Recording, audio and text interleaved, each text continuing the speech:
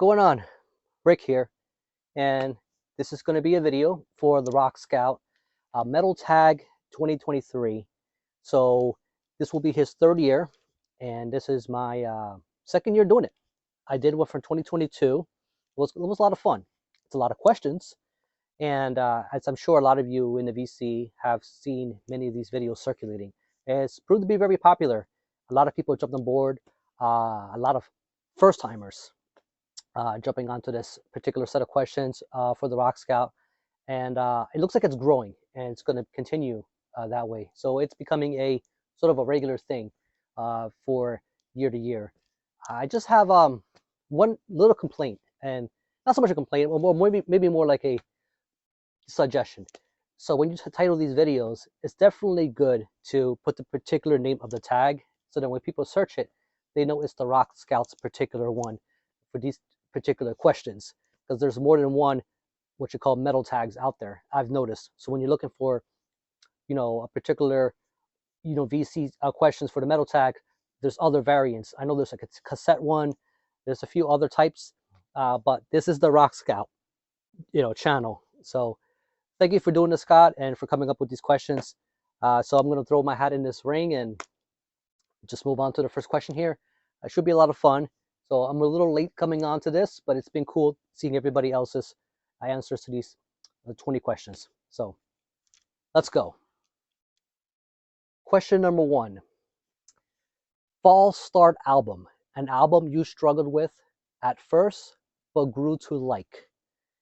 And I didn't have too many of these, but this one in particular, I do have a bit of a memory. Diabolical Masquerade, Death's Design. And this is the last album. It came out in 2001. It's a one-man project. 2, if you want to count down Swano's contribution to this. So as you guys know, Blackheim, also known as Anders from Catatonia, black metal opus. And so this was not the first album I've listened to. Nightwork was the first one, and I kind of went back to those other albums, and I love them all. And it's a nice change from the stuff he was doing with Catatonia at the time. And it was also another form of black metal that I think stood a little bit apart from the other Swedish guys. He kind of experimented a lot with it. I think it was a very good creative outlet.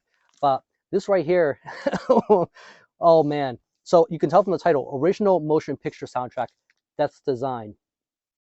There's no movie for this. So this was set up, structured like a movie score. And at the time, I guess my head was in a different space. And this was not what I was looking for or wanted.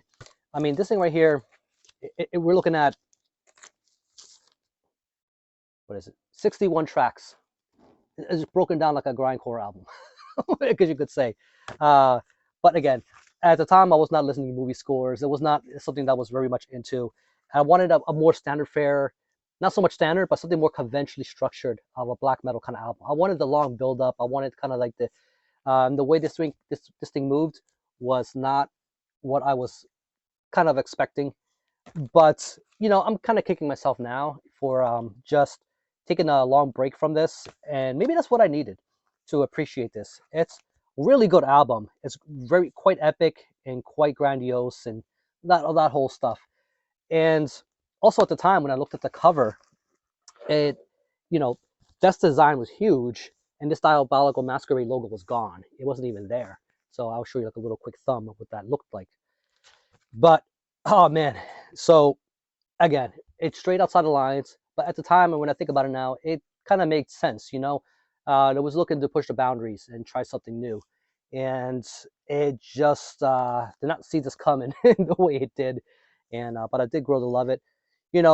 All that said, damn it, I wish there was a 5th Diabolical Masquerade. Would have been great. I just love this project, and I hope he would return to it. But it is what it is. Didn't like the structure to begin with, and just the way the whole idea.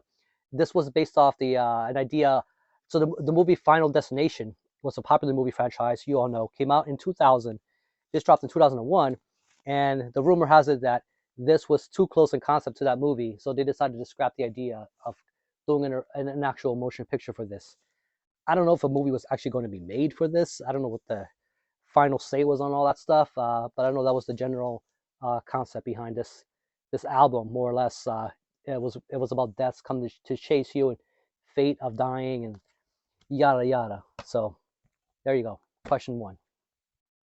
Question number two. Album with war theme and or lyrics. And well, we're metalheads.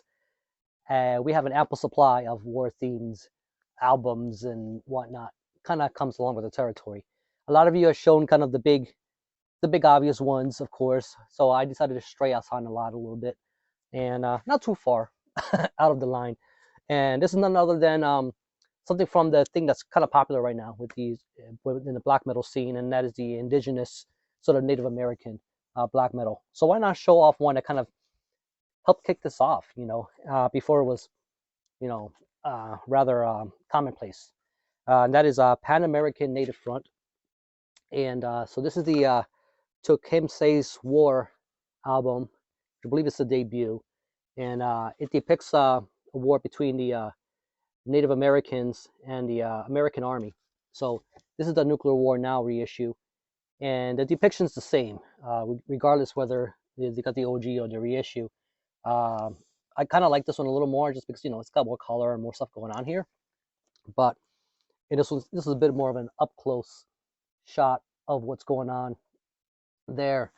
I'm not going to go over to the end of the story because it's rather sad. So Tecumseh was the leader of the Native American pack here and was a real person. This was a real war.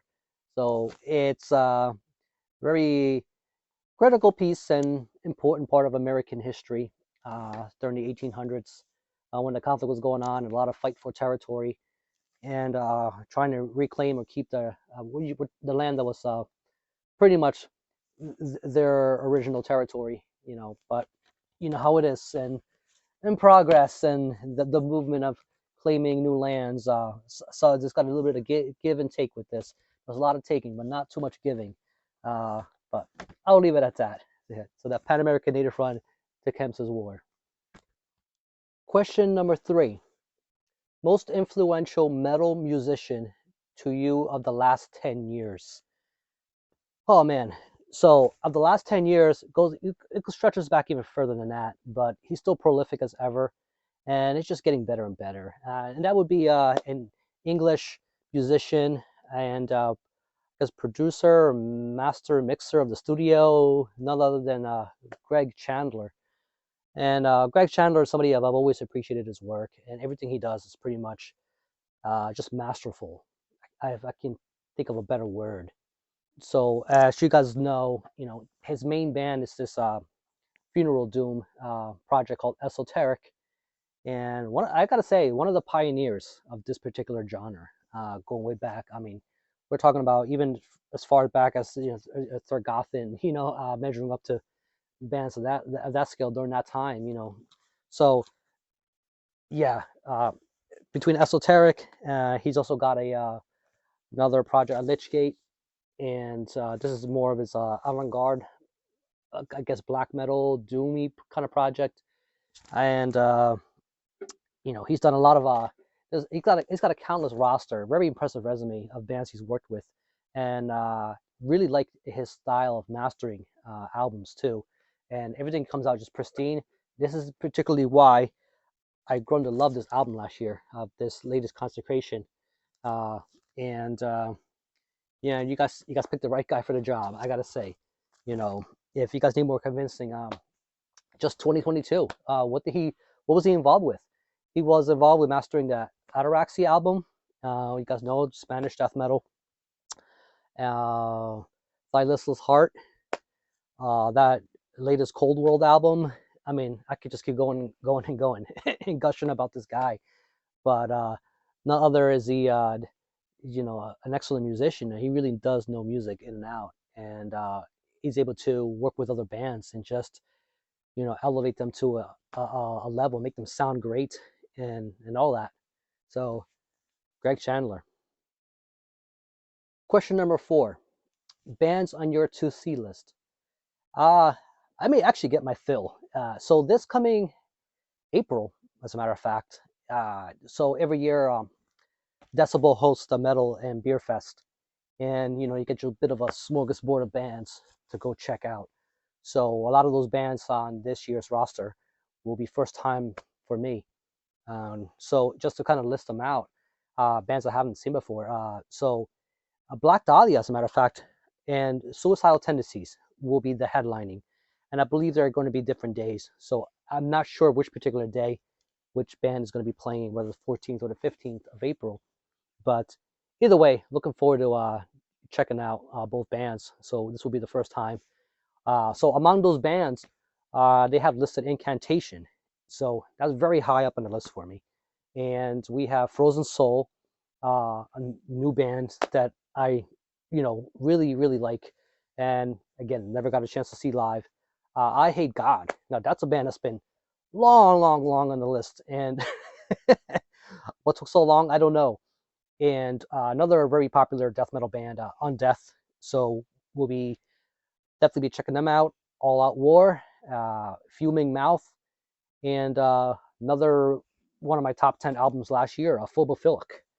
So that's quite a list there, and all in that same weekend. Pretty awesome to me. I don't know what you think. Question number 5: an album that energizes you. Now, there's a lot of stuff to pick up from here, and that gets my blood flowing and pumping and all that stuff. That's fast and aggressive. But often I don't want to think too much. I just want good, big, kooky fun. I can shut off my brain and you know and be on my merry way. I almost went with Midnight, band out of Ohio, but I decided to pick something in that parallel economy, and so I went with Midnight's live guitarist. As a matter of fact, so Sean Vanek, his band Vanek, uh, so that fits the bill here, and it's great. It's very much in the. If you like Midnight, you're gonna love this. It's a pretty much if you love Venom, you love the attitude of Motorhead, so can't go wrong with this. Very riffy. Uh, it's got all the horror theme and stuff. I love the pumpkin on the CD. It's just, again, it's just great. So this is number 3. Number 1, number 2 are also great. Can't go wrong with either of them. And this will definitely get the job done. Question number 6, and that would be the Big Freeze. Show a snow or ice album cover, song, or lyric. So I went with a band from Portland, Oregon, and this is their 3rd album. And I think this is what you call depressive, DSBM, suicidal black metal. Uh, Now, when I say that term, you're like, okay, you're rolling your eyes back and going, I think I know what you're going at and what it sounds like. But this particular band, I think, is of this genre is one of the highest caliber, and there's quite a bit more atmosphere than a lot of those other kind of bands that get lumped in that category. And that would be None. So I went with Damn Chill of Life. Came out in 2019, I believe. This should be due for another one, hopefully pretty soon. But here it is. We got some snow.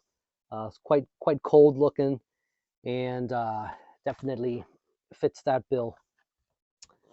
So, and this was put up by Hypnotic Dirge.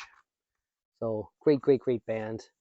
So that's pretty blatantly cold and snowy and all that. I don't know what else you can add to this to make it even more like that. Do you guys have any suggestions? Question number 7: a song title with royal ties. And well, I went with a band from Germany, and this is their only full length at the moment, and that would be Pulver.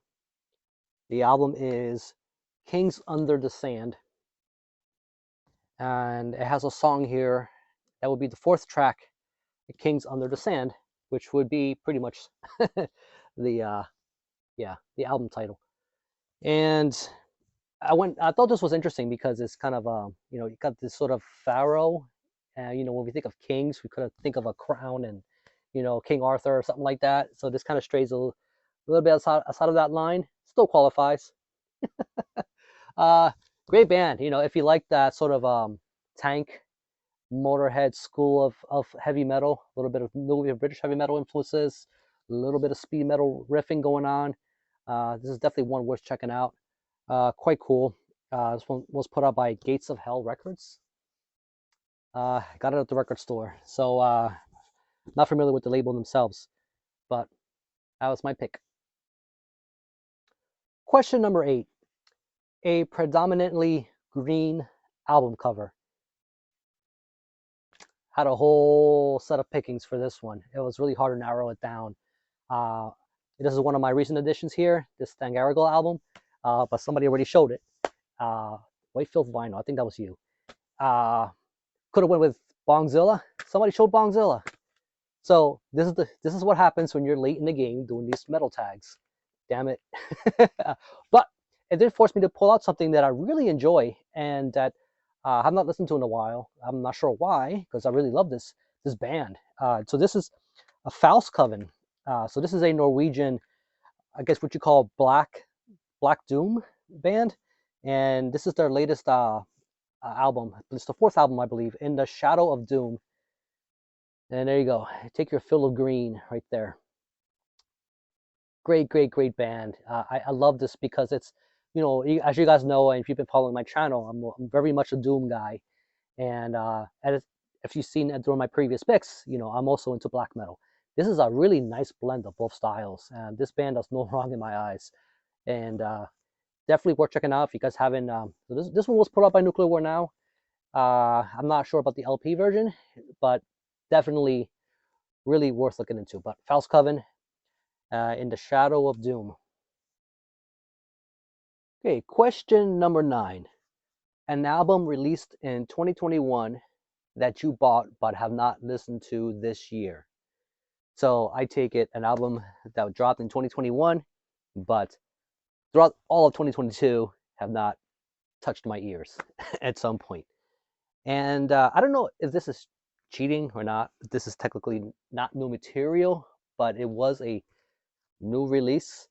So this would be something that I picked up at Bandcamp that was there for a while. I think it's long sold out now, but it's an old band. And I'm talking about Pagan Altar.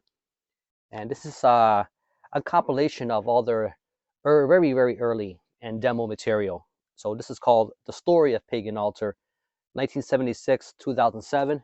So as you all know, the band started by Terry Jones, Alan Jones, father and son band out of England, who you know, played basically old style heavy metal, new wave of British heavy metal with elements of doom metal. It's been a long time running. They had a very kind of rough history with their releases. You know, they had a lot of recorded material, but it kind of was sporadic with the way they would drop their albums or just their songs. This was a cool set. Came with a pick, a looks like a holographic sticker, and a pin, and it was really nice to have. So because I picked this up on Bandcamp back in late 2021, I listened to it digitally at first. So I actually have not spun this record itself yet. It's a cool white edition. I come to find out it's being a little sought after right now, being that it hasn't been reproduced. It was a limited run. And like the title says, it's for material dating all the way back from 1976.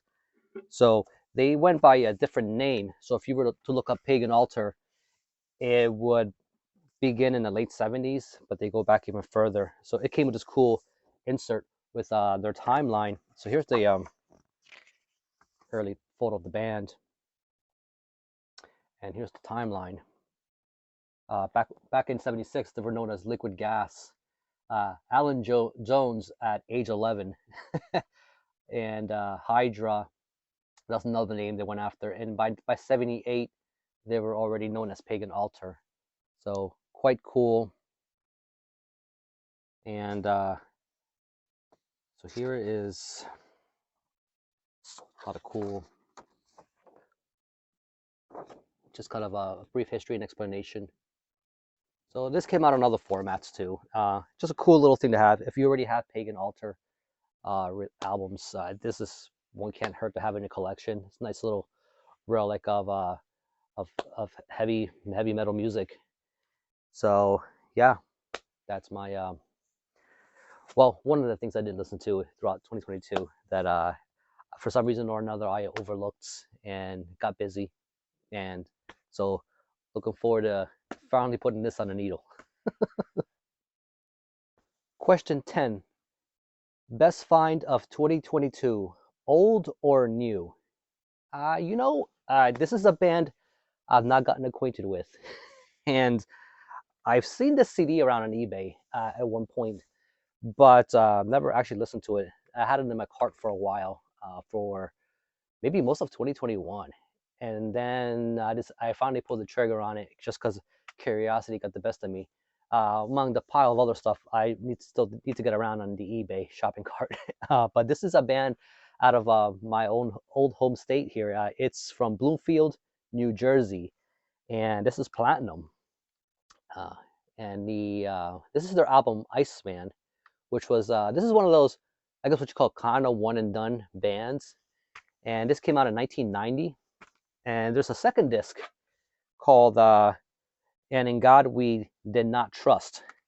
So this is all kind of unreleased material, kind of put all together. This was supposed to be their follow-up album to this, and it never happened.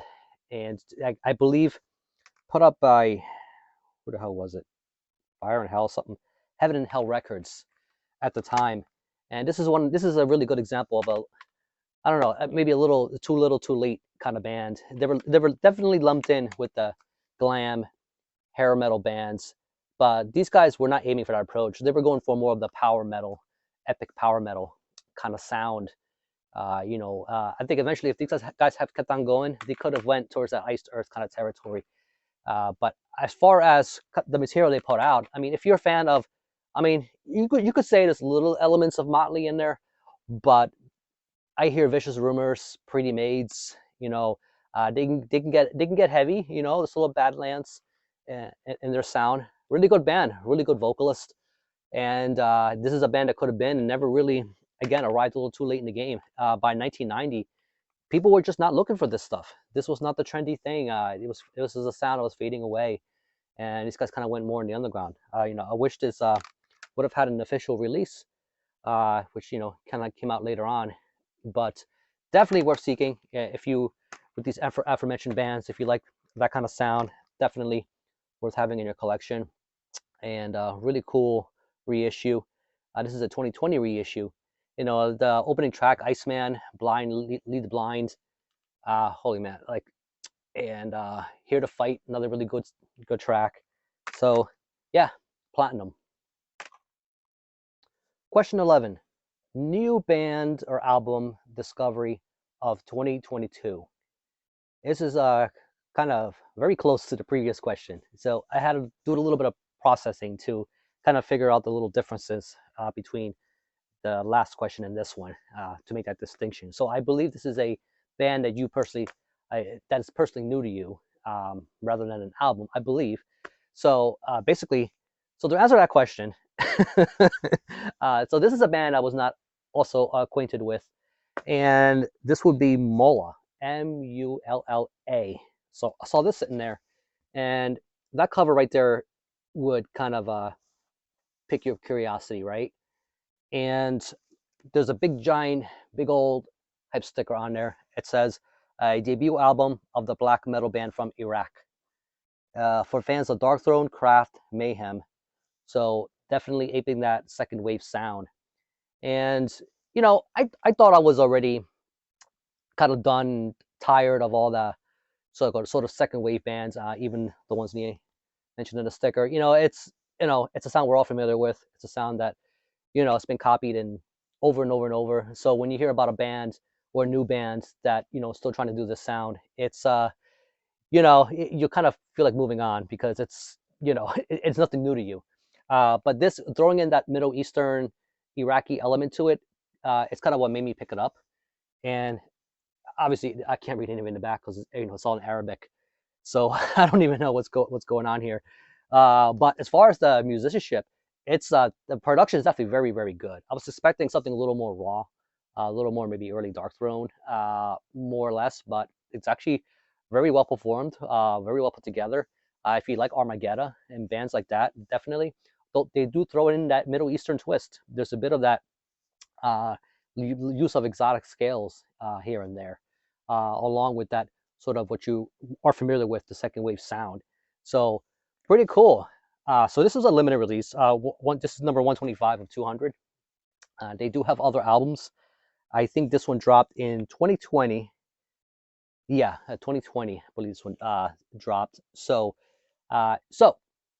there is something upon researching this band that I have to make a note of, and that is that although I mentioned this band is from quote Iraq, I've seen some contradictions to that. I've seen that this band may not actually be from there, and they're just kind of playing on that sort of mystique and imagery. So who knows? Like it could be the names of the band members and all that stuff is still it's all very mysterious. So this is coming from a culture where this kind of sound and music is very frowned upon, and it even has vicious penalties, within that culture. So maybe they have a reason to hide their identity, and remain mysterious, or maybe they're not really from Iraq, and that could be another reason. But regardless, the reason, the music itself is definitely worth looking into. They do have their stuff up on Bandcamp, and if you're curious, so Mulla, Mulla. So yeah. Question number 12: an album sold to you by a song. So I didn't know if this pertained to 2022 specifically, but nothing was specified. So I decided to, you know what? I'm gonna go way back. Had a little bit of a hit of nostalgia. Uh, the band Catatonia. So as you all know, they just released a new album, and they've been on my mind quite a lot. I saw them for the first time live, actually, late last year. And back in the day, in the Napster MP3, that whole thing that was going on, and Catatonia was one of those bands I was just discovering. And one of the first tracks I do recall from that band, it was already by the time they were kind of out of their sort of death doom kind of phase, and they moved over to the more kind of gloomy rock, clean singing kind of style. And the song was "Nightmares by the Sea" uh, on the Tonight's Decision album. This dropped in '99, and I had that thing on constant repeat, man. I I just fell in love with that track. And the funny thing was that I didn't know it was a cover. So the whole time I'm thinking, man, this Catatonia band, and they just know how to hit that mood. I mean, they still make it their own. It has their Catatonia sound to it, more or less. So, upon later discovery, I picked this thing up. Jeff Buckley's "My Sweetheart the Drunk" compilation album, and yeah. So that's the song that they covered here. And as you all know, Jeff Buckley passed away in '97. The irony is that the song is called "Nightmares by the Sea." The guy ended up drowning. It was an accident. Back in '98, and this was supposed to be his second album, which never was released. So this is a working material. Um, Sketches for "My Sweetheart." "My Sweetheart the Drunk" was supposed to be the title of the next album, which never happened. And you know, going back to, so I actually don't have a preference. I do like both versions. They're quite different in their own way. Obviously, the Catatonia ones has more of a, I guess, more of a rock hook to it, whereas this one's a little more mellow, but they're still quite gloomy, kind of haunting in their own way, especially if you know the history behind the song. But you know, I had to go back and eventually pick up the CD. I've since lost the original CD. But I'm happy with the LP. And but that's the song that introduced me to Catatonia. And later come to find out that Catatonia has many varying differences in style and sound. So it was kind of like rediscovering the band all over again once I hit their back catalog. So yeah. Question 13: most anticipated album of 2023. I don't have any one particular anticipated album. It's looking like it's going to be a good year. There's a lot of stuff coming out. So I'll probably just name a few off the top of my head. So the new Insomnium, I already have it on pre-order. That is Anno 1696. And that's another band that's consistent. All their albums are never letdowns for me. There's apparently a new Brodequin in the works. They're now signed to Seasons of Mist. So the details are sparse on that. Don't know, there's no particular date. But this will be another anticipated one. Again, another band that does no wrong in my eyes. But they may surprise us being on a new label. You know, they might put out something that we may not see coming. You know, Brodequin may change direction. Who knows? They're quite brutal in all right. They might be brutal in other ways. Um, Another one is New Enslaved. So this is one of those March releases. So March is looking like a heavy month of just releases, and you know, and that's my birthday month. So I might just treat myself to a little more albums than I usually do during that period. So that's with Heimdall. Don't remember the exact title. Lamp of Murmur with Saturnian Bloodstorm.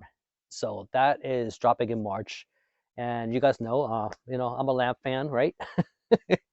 uh, with I think with the last album, what is it, Submission to Slavery? I think that some people may not have liked the direction they took with that one, but from the sample track I've listened to with this new one, looking like they're he's doing something a little different this time around. So looking forward to that. Dawn Raid's another one, and that's got a title, To Know the Light. So that's another one dropping late March. Looking forward to that. I got all their other albums. New Judas Priest. So, you know, apparently they got tracks laid out. Rob's got to drop some vocals if he hasn't already. So it's been a while. We know Firepower was amazing, and that's going to be a very difficult one to level up from. So very curious to know what direction they go with this one. Or I wouldn't mind the Firepower Part 2. You know, it worked. It worked the first time. And then last, Immortal. So obviously, you know, Endures and Chaos Gods was an amazing album. A lot of us, you know, as much as Immortal fans as we are, we probably didn't have the highest hopes on it with the changes in staffing. But I think that you know, it proved us wrong, and it shows you that Demon As and company can definitely do more than enough to keep us definitely that itch scratched. I think Horg is no longer in the band, so waiting to see how the drumming is going to sound on this one. So yeah. Question 14. 23rd album on your shelf. Rather random. It's 2023. We could have done 2023rd album on your shelf, but not all of us have collections that large. So fair enough. Fair enough there, Scott. So I hit up the vinyl. I'm just going to make this simple. You know, we all do various formats. The question didn't specify format. So again, started from 1, went all the way down to 23. And I uncovered something. So this is a band out of Iceland, out of Reykjavik.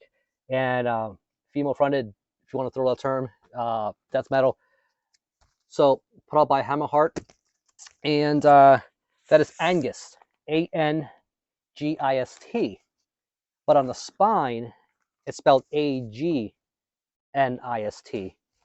So this technically shouldn't have been a 23rd thing on the shelf. So I might have to fix that. But if I do that, maybe I'm just going to confuse myself even further. I don't know. So yeah, really good death metal. This is the only thing they put out. It's they consider an EP. I hate calling it that because it's about almost 30 seconds longer than Rain in Blood. Why is Rain in Blood an album and this is considered an EP? So in my eyes, this is an album. So they split up not too long after this dropped, which is unfortunate because yeah, in 2011 was kind of an awkward year. That's before the whole big death metal never really went away, but that was before the big resurgence we see now. I feel like if this band would have hung on a little longer, maybe they should get back together. You know, I don't have too much death metal from Iceland, so it's really cool to see these talents put out something like this and have something in this collection. I'm not sure how I got this. I think it was a kind of a blind buy at a record store one day or something, and I remember really enjoying it. So it's been a while since I spun this. But I remember really enjoying it. It being quite technical and quite brutal for what it is. Man, her voice attack is quite vicious. So yeah, if you haven't heard this, definitely check out Angus, Angist, Circle of Suffering. Really good stuff. Number 15, last album that has gone into your collection. So yeah, fresh out of the U.S. postal oven, and this is a pre-order I did through Rotted Life, and that is a split with Golsadar and Malignant Altar. And man, so I haven't spent a whole lot of time with it because I've been waiting for this to arrive, and glad it did. Man, look at just how sick that looks. So yeah, like I said, it's a split Malignant Altar that has split. So I guess this is the last hurrah for Malignant Altar, unless they had something else in the pipeline, and and they're gonna surprise us with that. But I really hate to see this band go. Malignant Altar out of Houston, I believe. Uh, they're a bit of a super group. I mean, they are members of Oceans of Slumber, Church of Disgust, and you know, um, and it's just Insect Warfare. It's just that for such a massive and amazing band, it's kind of them and Cadaveric Fumes. There's a few bands where decided not to continue. That it's kind of a bummer. Gossadar, their last full length was amazing. Band out of Russia. I've been into this band since the first demo, way back in the day. Really, really, really cool stuff. So I went ahead with the little half and half split kind of deal. But really cool.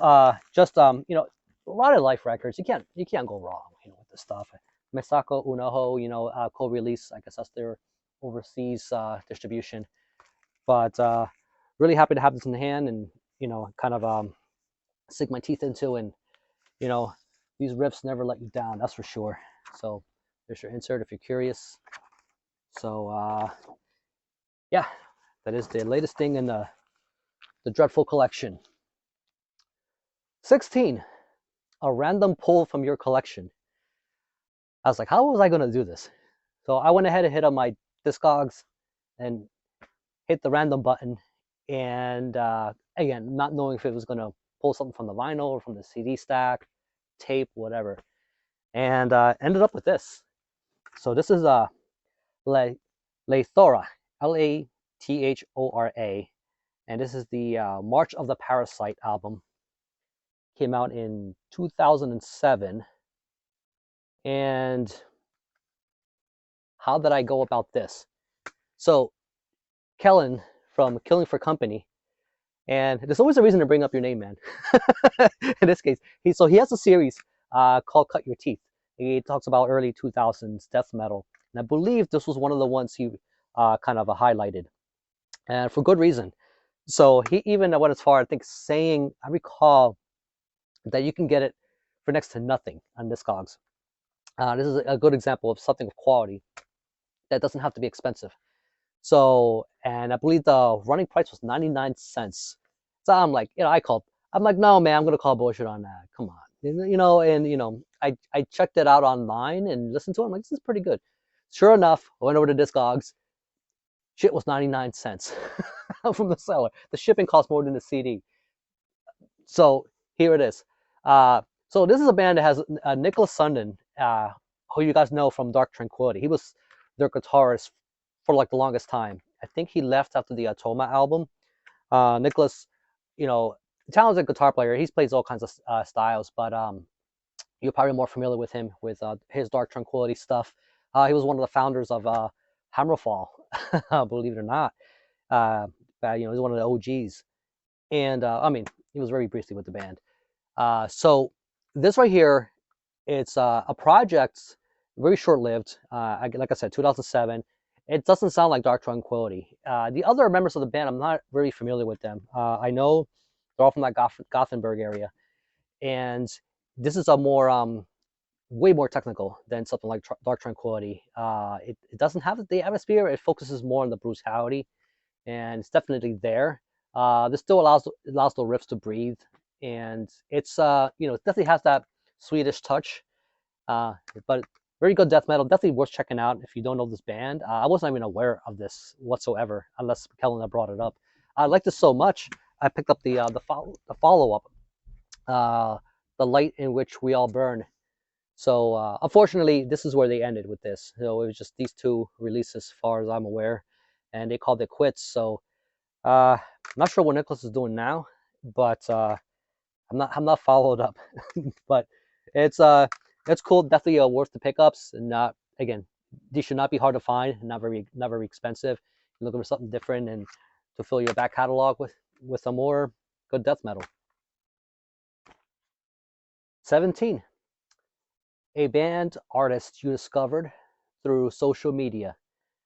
Social media up to interpretation. A lot of use various platforms. I don't personally use Facebook. I use YouTube, Instagram, of the same name. And so, anywho, I decided to go with something I found through YouTubers, and which is probably the easiest way to go. I think seeing some of the other people do these questions, that's probably where the route most people took. So I have remember Dennis at Analog Archives mentioning this band, and I kind of went out of, like I said, out of memory. You all show so many things, you can only retain so much. So then, I guess not that much later on, Matt at the Dark Path uh, kind of got me wind of this band, recommending this because he also, I guess, saw it through Dennis's video mentioning he picked it up because Dennis recommended it. And I think between Dennis and Matt, I usually never wrong. I usually everything they recommend, I usually enjoy. So I figured, okay, those two think this, definitely worth looking into. I went ahead and went to the found them at the Bandcamp page, and really liked what I heard, and I went ahead and pulled the trigger on the buy button. So this is Convulsive, the grotesque, the grotesquerie ruins of death. And so I went ahead and snagged a tape of this. This was put out by Rat Covenant Records, which is a really small label. I don't know if they're also from Brazil, like the band. Uh, so it's the thing was that when I went ahead and ordered this, I was not expecting it to be as DIY as it was. I didn't, maybe I should have known better, and because of that, you know, here's the J card, right? So look at this. Yeah, and it's not quite trimmed all that well, you know, but hey, it's 12 out of 30. Woo. Yeah, this it's like they literally went to Staples or wherever the equivalent of it is in Brazil or wherever, and got themselves an inkjet printer and glued both sides together. And this is the end product. So I got no issues with homebrew stuff. If you're a small operation, I love to support you guys. But man, it's like, give us some sort of heads up first. So don't fret. There is a proper pressing of this on CD. Again, if you're not a tape aficionado and you want something a little more properly pressed and put together, head to the Bandcamp. I'm probably going to grab that CD myself, just so I have something a little more proper and something for the CD player. Anyway, because this is some sick old school stuff, man. Really good sick old school death metal. In the vein of Autopsy, stuff like that. Like, I think you would definitely dig this. So they did decide to put two stickers. So the Rat Covenant record sticker and a what do you call it?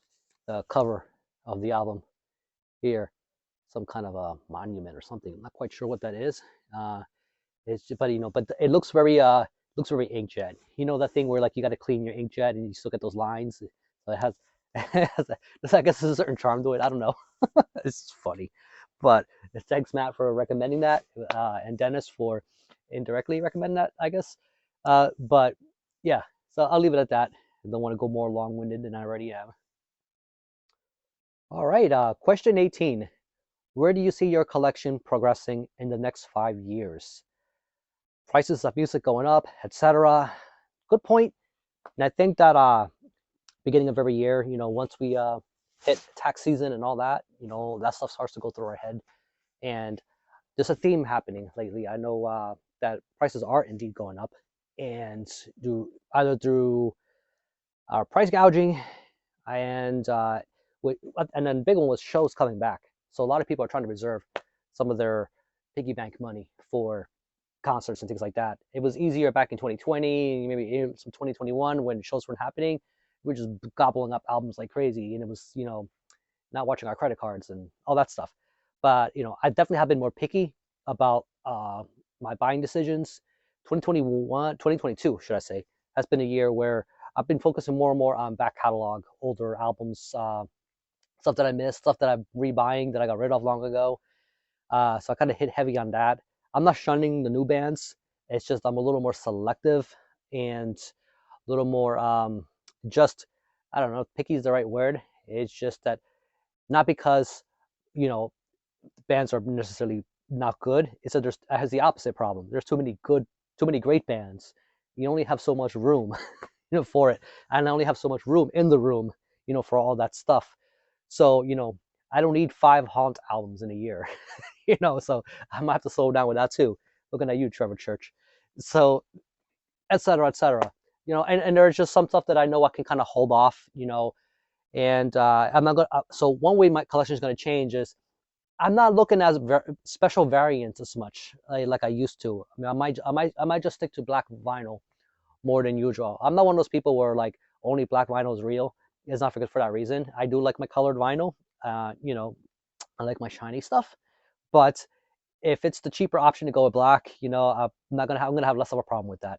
It's fine. It's just music. It's sound. As long as it sounds good, So I'm not too particular when it comes to that kind of thing. It's nice to have the color, but it's not absolutely essential unless it's the only option. You know, uh, it's cool. I'm definitely picked up my CD buying. I'm buying more CDs. I've always bought more CDs anyway. I don't discriminate with formats. Whatever is cheaper, more available at the time, it works for me. If it's something that I think is what you call car material, I definitely go for the CD. If it's something that I think that I will be spending more time with it in the car. So there's some genres I really don't listen to in the car. Funeral doom and whatnot, more long-winded stuff. Like I talked about Vanek earlier. Stuff like that is perfect for the car. So uh, that's where I see my collection going, and I'm not gonna stop buying, but I definitely have slowed down. I'm gonna be more selective, and I'm not gonna be too particular about the special editions. So there's that. So with that last 5 years, I don't know. That's too far out to know, but I'm just thinking of this year and on. Almost there. Question 19. A new release you didn't buy this year based on price alone. There's actually quite a few. I think with the price of vinyl going up, that's becoming more and more of a common factor. But you know what? Screw it. I got one right behind me. So I got this long box of Typo Negatives last album, which was Dead Again. And that got released on vinyl, reissued last year. And that hit the over $50 mark. And I was already balking at the price. I picked up what Opeth album was that last year, Record Store Day, and I was already close to the $50 mark, and I was just like, that pretty much hit my threshold. And Typo Negatives, I love the band, but Dead Again was probably my least favorite of all their albums. So to get me to chalk up $52, I think I seen it for 55 at one point. I forget what vendor that was, but I just can't do it. I think it came with 3 LPs, 3 records in that edition, which personally, I don't even think it needs 3 records. I think they could have put that in 2 just fine. So it just seemed like another cause and reason to, get more money out of you. So that's why I skipped on it. I wanted it. It's not my favorite of their albums though. It would have been nice to have, but I just cannot justify that price. World Coming Down, I know, got reissued on vinyl, and that's already going for stupid prices. It goes like this, and that's the economy of a Typo Negative album. Especially on wax. CD, no problem. But there's something about their aesthetics that's just very appealing on wax. I don't know what it is, but yeah, that's one. This has been going on way too long already. We've made it. Question 20. All right. A song that doesn't belong, a song that lets an album down. So, being that I'm already quite late on this metal tag cycle, I decided to go outside the box a little bit and, do something different than just pick one particular song. So, I picked an album that has several songs, And it's not so much the songs in of themselves, but the what you call the version of the songs. And that would be, I could have picked this for the Green album too. Fear of God's 1991 album, Within the Veil. So any of you, if you picked this up, so this was put up by Music on Vinyl, not too long ago. It was reissued by them. And, this band, as you guys know from LA, formed out of the ashes of Doesnt. And really good thrash, very aggressive. There's another one of those pump your blood kind of albums, that what you call energizes you.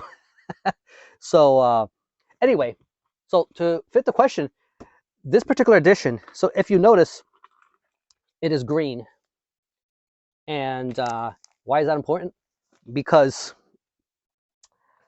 right away, people who are on the up and up with this band and know what's going on will understand that some of the tracks on this album are from the demo, from the back when they were Doesnt, and were put coming up with these tracks, and the version that made up that eventually went on this album was not the final studio album versions that was originally released back in 1991. So there was some kind of switcheroo, and Music of Vinyl, I guess, I don't know if they slept on the wheel a little bit. There was definitely a faux pas, and the demo versions of the tracks ended up here. So, what do you do? Music of Vinyl has been very quiet about this, very non-responsive about. People who have picked up on this. So Music of Vinyl pulled it back and removed it from their database altogether. But by then the damage was done. The album was already out in out in the stands, out on the shelves, and people were already buying them. And when I went to buy this, the guy at the counter kind of gave me that disclaimer, which I thought was interesting. I went ahead and just bought it anyway. I was very curious to know what these versions of the tracks were going to sound like. Right before he told me, I thought I was getting the legitimate final studio tracks of the album, not the demo versions. So somehow I went through all that quality assurance checks and still made it through. But this might be a collector's item one day. Who knows? For what it is. But if you're looking for a proper release, Music on Vinyl did release, which I believe was last year, as a matter of fact, or it could have been late 2021. Anyway, so if you see this on a shelf and the color is silver, that is the one you want if you want the official studio tracks and not the demo edition. So, but you know what? If I were you really like this band, just grab them both. It'd just be nice to have. Just remember which color vinyl goes with what edition. So, yeah, there's that. So, but to answer the question, does it let the album down? I think it's more of an issue of it let the expectation down versus, the consumer thinking they're getting such and such product, and it actually ends up being, and it's just kind of a failure on the part of distribution, people, kind of doing the quality assurance checks and all that. And Music of Vinyl is just reaction to that whole thing with the consumer, and they kind of just quietly fix the problem in the background.